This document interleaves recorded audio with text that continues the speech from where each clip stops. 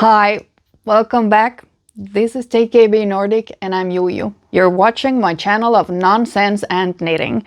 This is episode number 3 and I'm still not comfortable in front of the camera, but let's not care about that.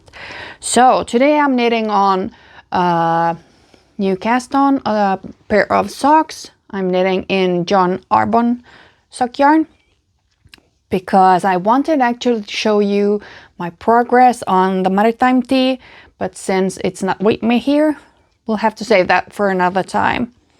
So I don't know if this is something that you know about me, but I do like sock knitting a lot. I think that sock knitting is quite a lot of techniques and so much technique in a small piece of garment that I actually do enjoy it super much. Last time I showed you one of my old designs, the socks, the super green socks. If you didn't see them, check them out. Today I wanted to introduce you to one of my other pairs. As you can see, these are well worn. These are my Vulpes Cerda socks. They do have some really nice pattern here up on the cuff, and oh please help me, hourglass heel, and then some pattern here on the foot as well. The reason I named these Vulpes Cerda is because, well, a few things. Sometimes it's hard to name patterns so that they can be easily found on Ravelry, because there's so many patterns there that they kind of drown if you wanted to name something, I don't know, Pebble Beach. I assume that there will be 100 Pebble Beach patterns, but here you can maybe see the image here looks something like the fennec fox or desert fox. That's why I call them Vulpes Cerda, because Vulpes Cerda is fennec fox in Latin.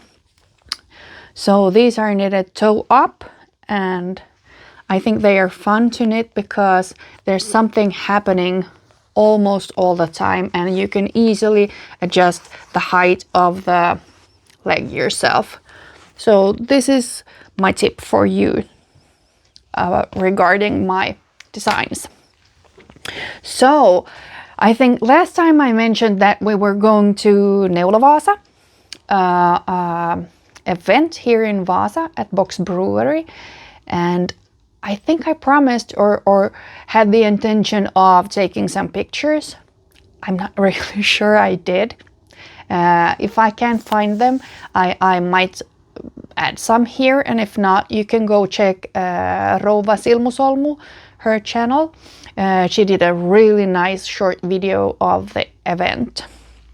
This weekend or last weekend we were in Tampere attending yet another event, a knitting event. This was HIDE.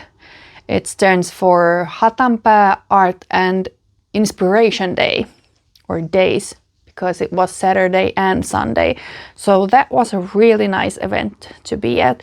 It was held at Bistro Vilja and hosted by Nuria Evelina. We went last year as well, and it was such a nice time. Besides the fact that our hotel had the fire alarm ringing for 1.5 hours. This was last year, not this year, luckily. So this time we managed to do it without the fire alarm. And it was a false alarm, so no problem, but it kept on going and ringing for so long. And you know, in the middle of the night, it was kind of hectic and stressful. This year it was great. We enjoyed our time there. It was so fun to meet all colleagues and to see so many of our customers, and just enjoying the conversations between customers, and overhearing the conversations between customers when they were thinking about what they would like to knit with a certain yarn, or if it were in their budget to buy this or that, and just people cheering on their friends to do this. Yes, please knit that. That color is so good on you, and so on. So that was super fun, and I think that all people there were so sweet and lovely, as well as in Neulavaas, of course. Of course. So still, at Neulavaas I didn't buy anything.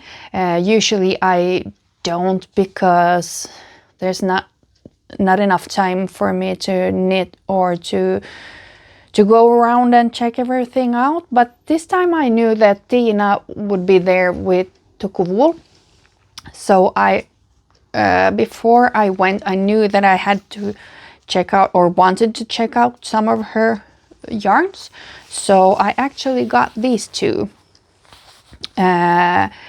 I do like blue and I do like green, but somehow these two colors were a little bit new to me, not my first choice, but when I actually decided on these two, I was super happy with them. These are also going in my super secret stash. And if I want to pair them up with something, I got their silk mohair as well. Not exactly the same colors, but I think they could do quite well together. This one, blue one, to get it a little bit darker, deeper, and the green one a little bit more summery maybe. Let's see. I don't know what they're going to be yet. And then I actually got my hands on her cashmere silk lace. This is 70% recycled cashmere and 30% silk. This one is super soft, and you can see the color brown again, surprise.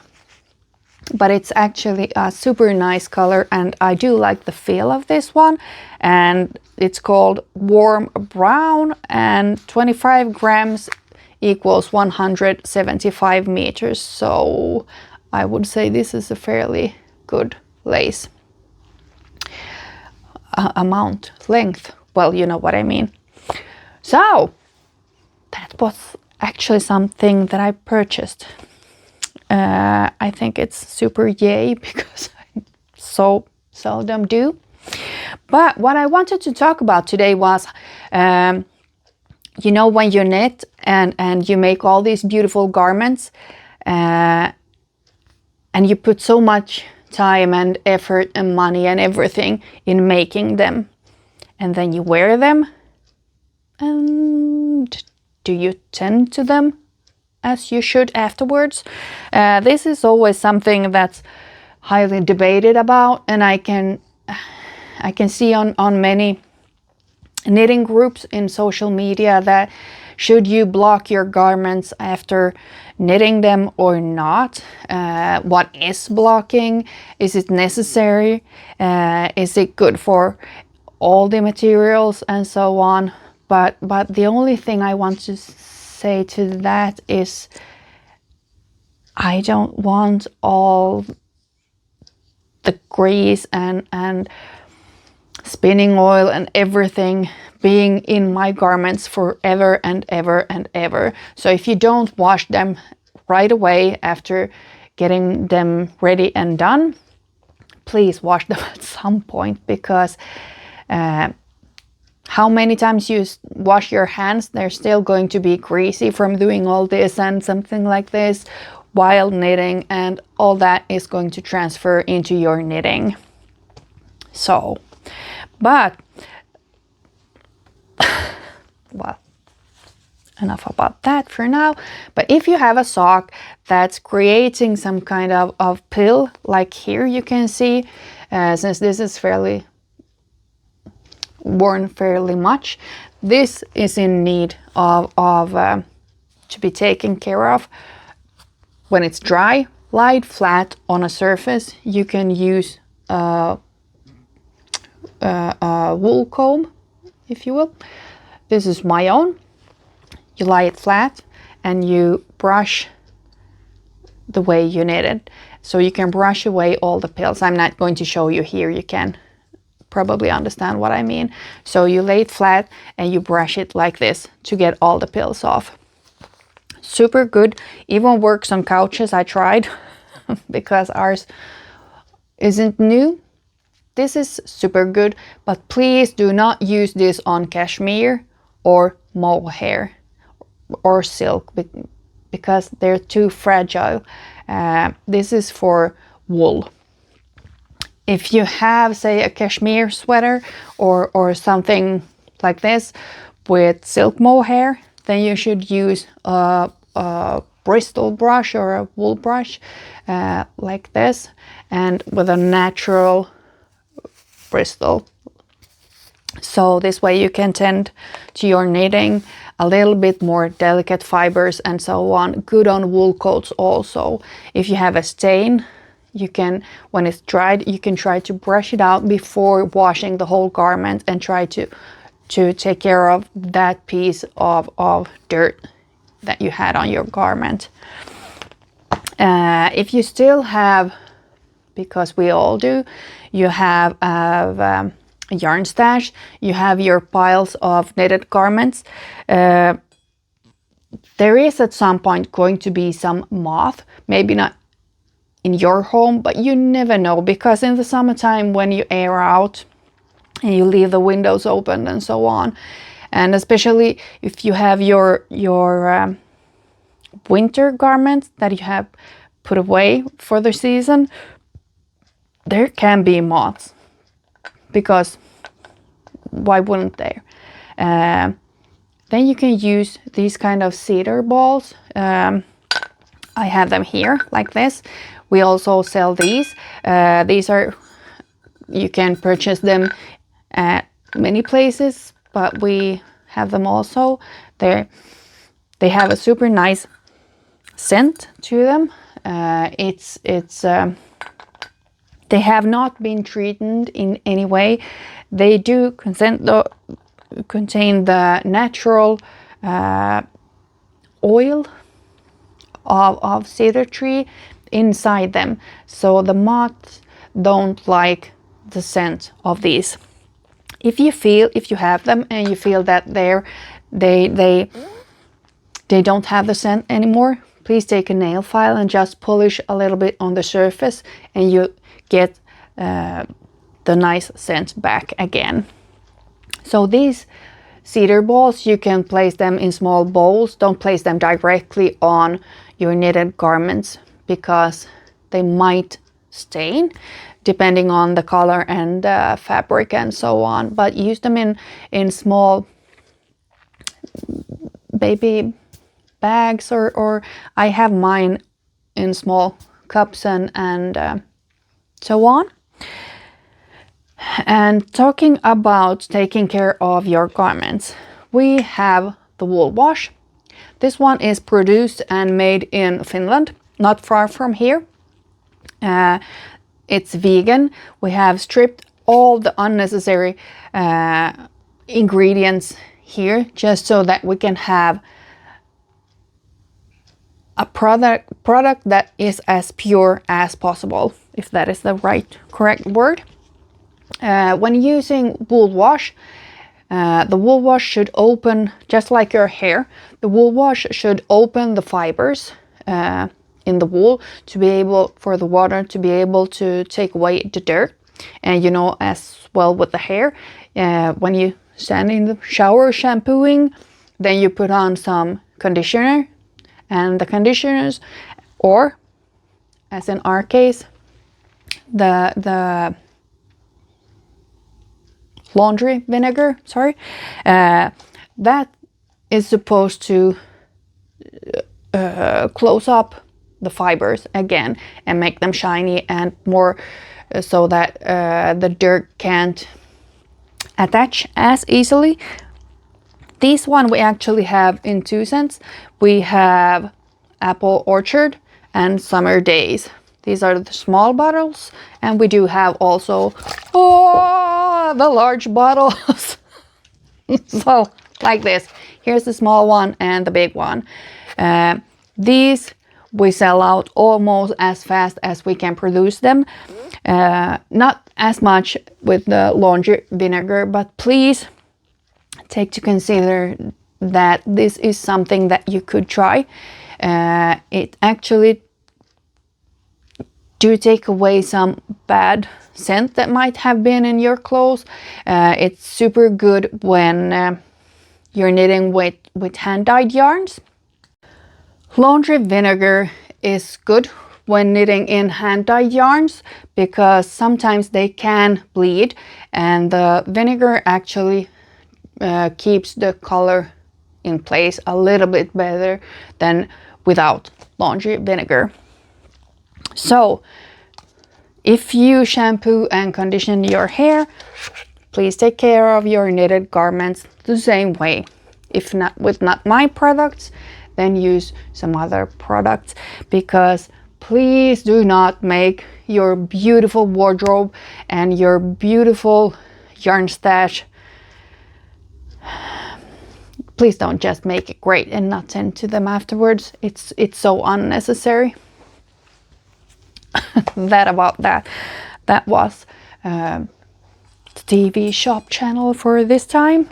So that was a little bit about my products, how to use them, how to take care of your garments. We might maybe do a video later with us actually using them so that you can see and follow how to, if you're not familiar with the process.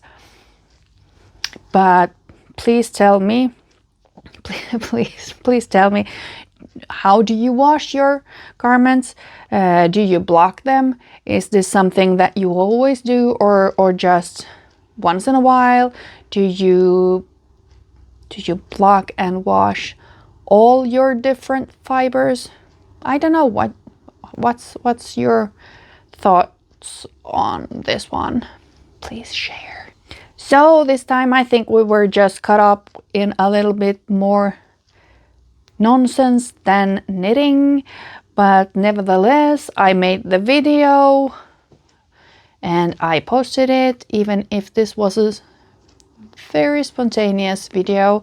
I had some thoughts on about what I wanted to address in episode number 3, and I don't think that I stuck to my manuscript this time. That's fine. Then I'll have the ideas for the next one.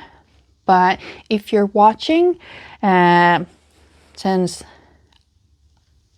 I don't have anybody to talk to here, I'm just talking to the camera, which is a stupid thing who doesn't answer back. So if you have any thoughts or opinions or whatever, then please feel free to leave me a comment so I know that I'm not alone out here. So cheers and thank you for today.